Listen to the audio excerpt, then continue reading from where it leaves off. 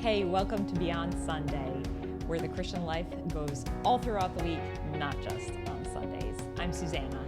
And I'm Pastor Joe, and we welcome you to episode number 2 of our podcast. And we're looking forward to jumping in today into really our first episode of content. Last week, we released our introductory episode, and we had a good time, and we're excited to get that out there and get it started.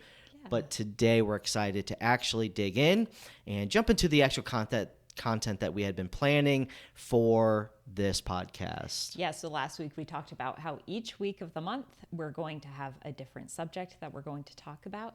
And this first one is digging deeper into God's Word based off of Ecclesiastes 4, which we studied in church this past Sunday. That's right. A snow day, again, for the second week in a row, but we still had an online service, and we got into Ecclesiastes chapter 4 and verses 13 through 16. And there was just an interesting topic that came out of it that we wanted to build out a little bit more, talk about, and expound on today's episode. And so I'm going to start with reading that verse, and then we'll go from there. So Ecclesiastes chapter 4, it says in verse number 13, "Better is a poor and a wise child than an old and foolish king who will no more be admonished." The setting for this verse within this passage is King Solomon talking about the things that can actually hinder us from enjoying the life that God has given us. And so Ecclesiastes is not just mainly teaching us that everything in this life is, empty and pointless and meaningless, but rather that when we place more value in the things of this life as our basis or substance for happiness and fulfillment, it's like trying to catch smoke or the wind. And God still, though, wants us to be able to enjoy the life that he has given us, and we do that through contentment and through viewing this life as a gift from God. And so we come to this verse, and really a barrier or a hindrance is to enjoying life is pride.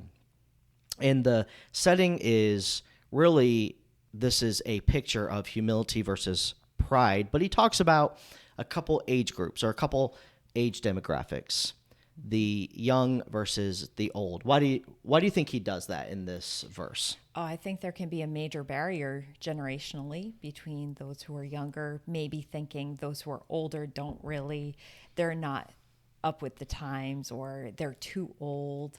And then maybe the older generation thinking, young kids these days, they don't know anything, they don't appreciate anything, they don't value things. I think there can often be that misconception between generations, looking at an older or younger generation with disdain. Yeah. And we'll just clarify, I think we're kind of right in the middle. I think some would call us old or older. And there's some younger than us. There's some older than us. Some would call us young. I think we're middle-aged. We're officially middle-aged. That's right. And we are not discriminating. No. But yeah, that's right. There's a tendency to have a view of someone younger than self as less experienced. Right. And therefore less wise. Right. But I don't think it's an automatic thing. And what Solomon is saying is, in the culture of this time in which he is writing, and the people he's writing to originally, is that was a major thing then as well. That the young were very much considered unwise because they were less experienced or they were inexperienced. Right. And how do you get experience? Just by doing Through life, time. right? Yeah. And time. So really, it doesn't make sense to look down on someone for not having experience when really they just have to gain it. Yeah, absolutely. And the young will soon become old, right. But it doesn't mean that just because you become older, automatically you know everything or are wise, because wisdom is the application of a learned skill. It's actually, learning a lesson and then doing that thing. Right. That you learn, and we don't always do, well what we learn from, right. And it's not necessarily an automatic thing. The emphasis mostly is about humility and pride, because he says better is a poor and wise child. And poor is referring to someone who is open. In other words, like somebody who might be begging or asking for help because they are without and their hands are open and they're willing to learn and to grow. The verse continues with the old and foolish king who will no longer be admonished. The reason that he's foolish is not because he's old, but there would be an automatic assumption that if one is a king, then he is wise. Right. But Solomon is saying what he has observed of man is that pride is a hindrance to enjoying the life that God has given us. It is a barrier to joy because it causes us to stop learning and growing. The hands have closed, and we're no longer able, in pride, we're not willing to be admonished, to receive direction or instruction from another. And really, this has nothing to do with age. You can be a young child and have that mindset. I know it. I don't need to be taught. Right. You can be a young adult. You can be a middle-aged person. You can be an older, experienced person and still have that mindset of, no, I'm not teachable. Yeah. I know it all. Kind of reminds me of that whole, you can't teach an old dog new tricks. Doesn't mean that old dog can't learn new tricks. It just means they're not willing to learn the new trick. Absolutely. So he uses the picture of the age gap because it was clearly, a very real thing in their society at that time.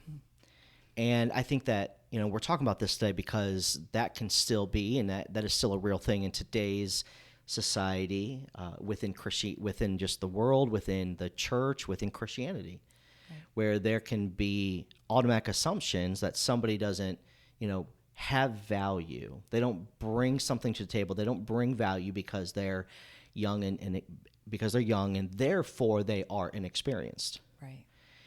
Or somebody is old and therefore they don't have, I don't know, maybe the energy, or they're older and so their time is done. Right. We can dwell on what we might consider weaknesses, which usually is when we compare others to ourselves, and somebody is different than me. They're different, so they're not as good because they're older or they're younger. Right. And the bottom line is that he is telling us that we need to have humility in our lives.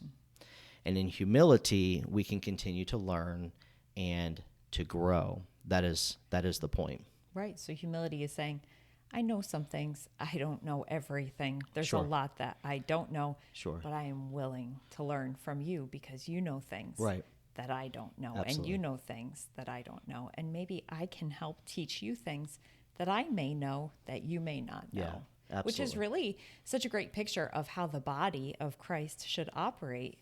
We all have different strengths and weaknesses. And when we really live into our strengths and we value and appreciate other people's strengths, we can all just operate in the way that Christ created us to. Right.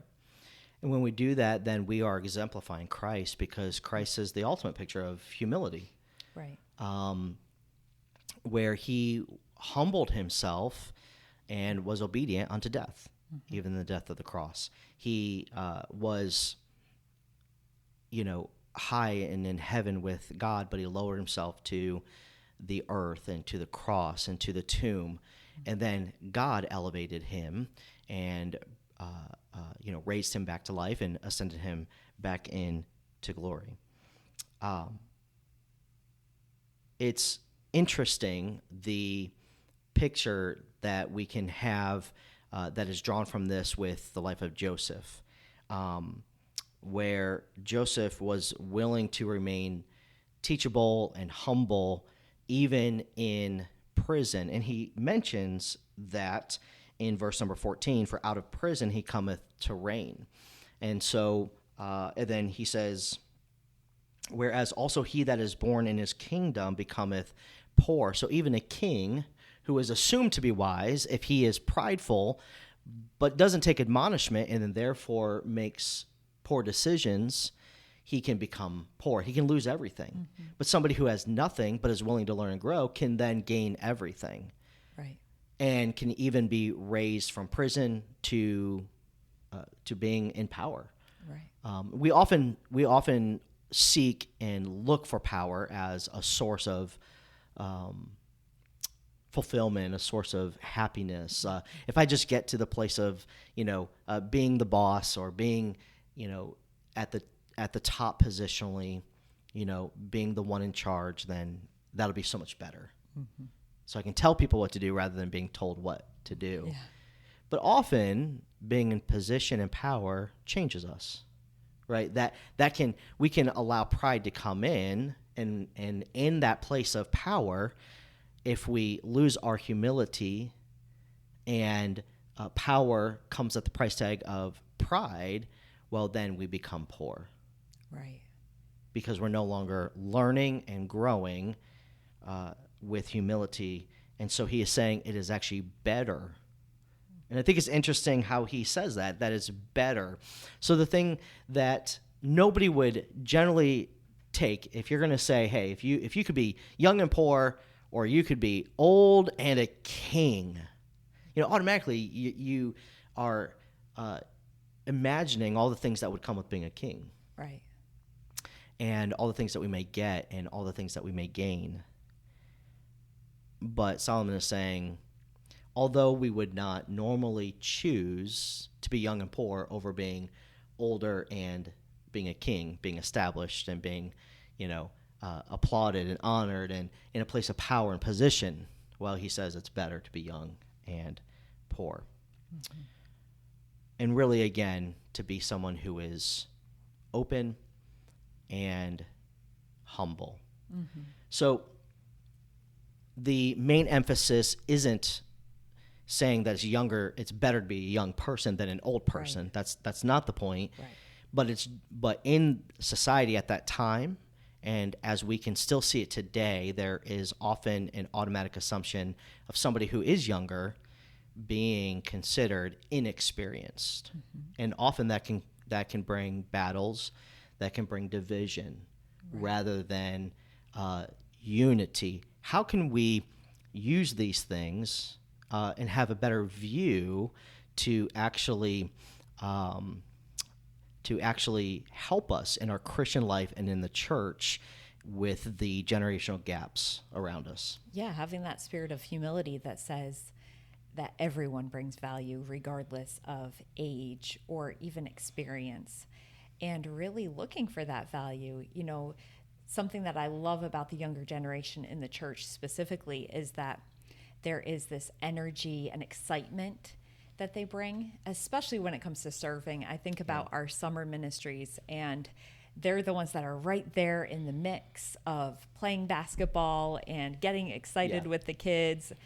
And although there was a good mix of young and old. There was. And older people bring amazing value too. They're the ones who are providing the snacks and bringing things that we need, and just being there in and amongst the parents, talking with them, just sitting there as they're eating hot dogs or whatever.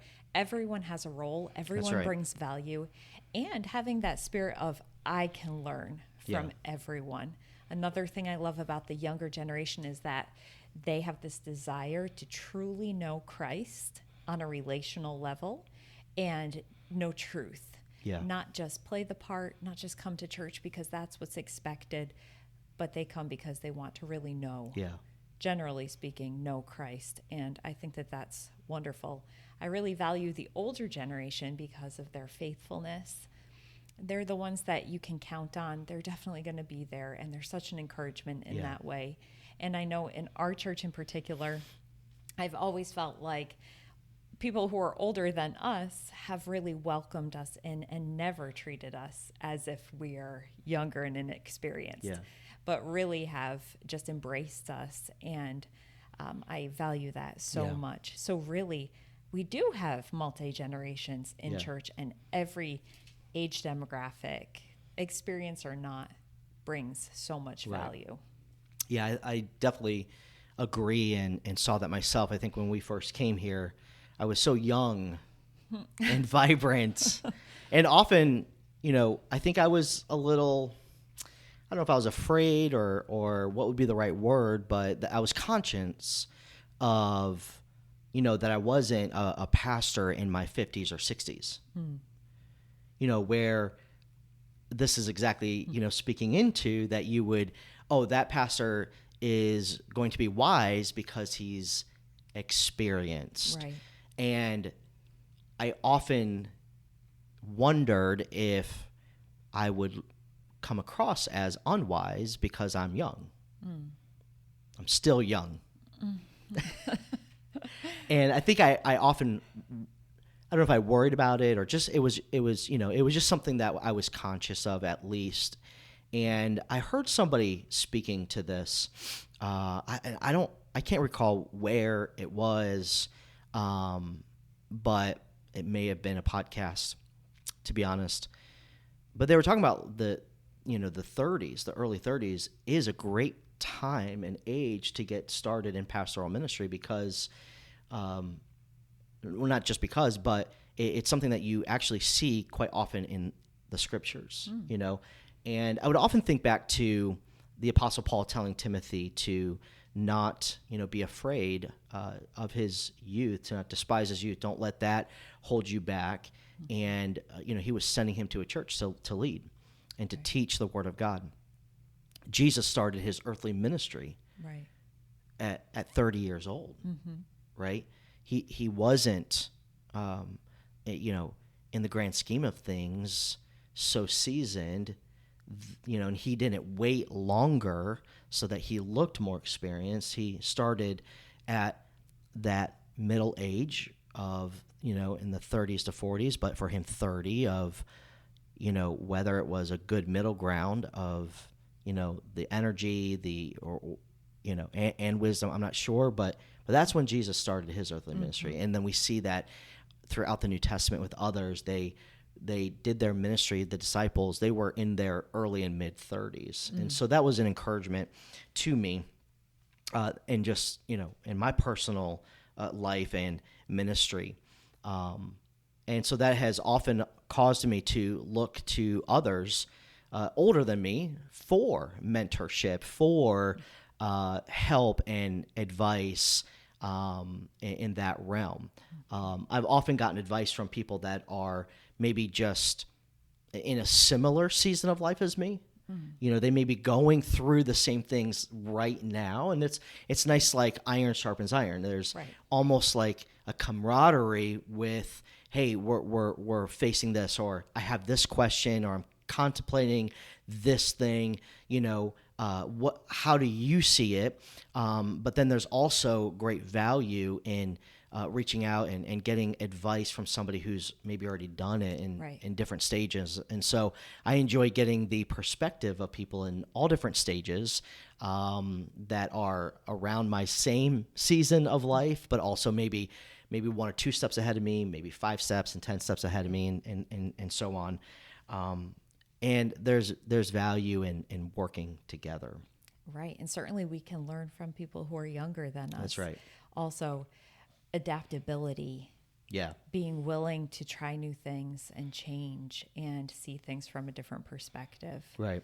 So, yeah, we can learn from definitely everyone. Yeah, absolutely. I think that's, something that the younger generation, younger people are always going to be more apt and excited to try new things. But, we can go back to Ecclesiastes, and we're reminded by Solomon that there's nothing new under the sun. So we can also go to those who have been doing it for a while and have been at it for a while and learn how they, the new things that they tried or how they navigated those things as well. So it's not to look down on either age demographic of age of young or old. It's not to highlight or to elevate one over the other. Right.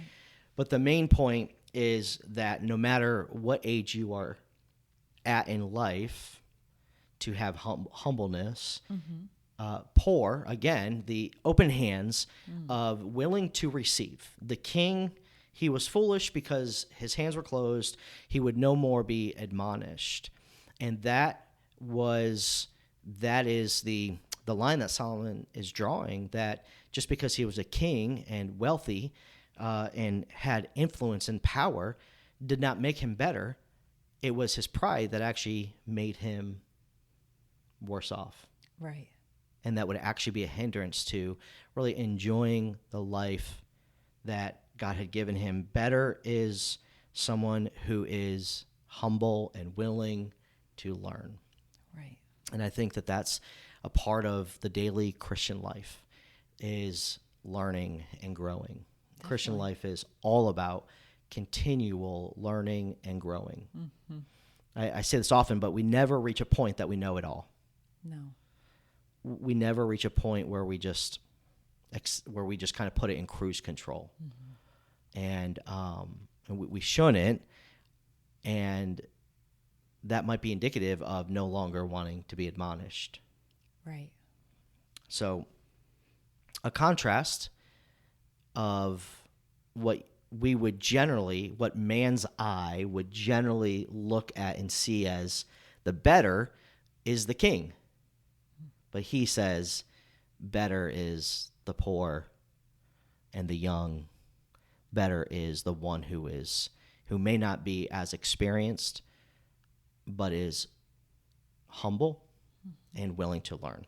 And so I hope that is something that can be a help and encouragement to you. I think it can be in all of our daily lives in the church, in the Christian life, as we seek to learn from each other. Work together in unison. And earlier he says two are better than one. We can work together for greater results, and so that we can better bring glory to Christ and glorify him through our church and through our Christian lives. Definitely. I think with learning, a great way to learn is by asking questions. Yeah. Little kids are great with this. Absolutely. They are so open to share that they don't know things. How does this work? What's that? Tell me about this. I think that's a great way to bridge that generational gap, is for every generation to ask questions of the other generation and their same generation. Tell me what you do. Tell me about that. Tell me about what your plans are for this weekend. Tell me about that thing I don't know about. Asking questions is a great way to learn about others and to understand them better. Well, I think that shows that I value your experience, wherever the scale might be, less or more than me. I value you, and so I'm going to ask you your advice or your opinion, or ask you questions. And sometimes in life we can get to a place where we stop asking other people questions. Where and that would be indicative of pride setting in, that I can't be taught anything new, or I don't want to look like I don't know something. I can only do the teaching, not being taught. But there's always something to learn. The young from the old, or older, but also the older from the younger, the wealthy from the poor from the wealthy. Right. But it's not just those things that we're learning from. It's learning about the Christian life. It's learning about Christ. It's learning about being faithful to Christ. It's learning about living out our faith. And we can always learn from each other. If we're willing to show that, you bring value in my life. I want to ask you this question. I think that's a great point. Yeah, what great verses. Ecclesiastes has been an amazing study. We've been studying through this book verse by verse, chapter by chapter on Sundays in church. So such awesome wisdom and truth, and this was great, digging deeper. And so neat with, Solomon writing this and Proverbs, where a lot of it seems like in Ecclesiastes, we've talked about this a lot, where he's not just saying that everything in life is vanity, meaning empty and worthless and pointless. But he's saying the pursuit of earthly things is like trying to catch smoke because it's fleeting, so we won't find fulfillment, substance, and happiness. So it's contentment and satisfaction. Right. So no matter, and I think that then goes back into wherever I am in life, being content and satisfied with my portion. He says that in the last verse of chapter 3, to be content and satisfied with the portion that is your life. And so whether you're young, old, or in between, experienced or inexperienced, wealthy or not, like we are described as a church in the New Testament as a body, every part has value and meaning. And if we're content with who we are in Christ and our purpose in Him, then it doesn't matter if we're a king, because the only king that we seek and that we worship is the King of Kings. And how we can show and grow the kingdom of the one true King, Jesus. And we do that through humility, through learning and growing and working together. We can do that better. Awesome. Well, this was great. Yeah. I'm looking forward to next week. Next week, we're going to have even more to share, and we hope that you guys will join us. Absolutely. Thanks for tuning in today. Hope that's encouragement to you and it helped you in your daily, your Christian life beyond Sunday. We'll see you next time. Have a great week.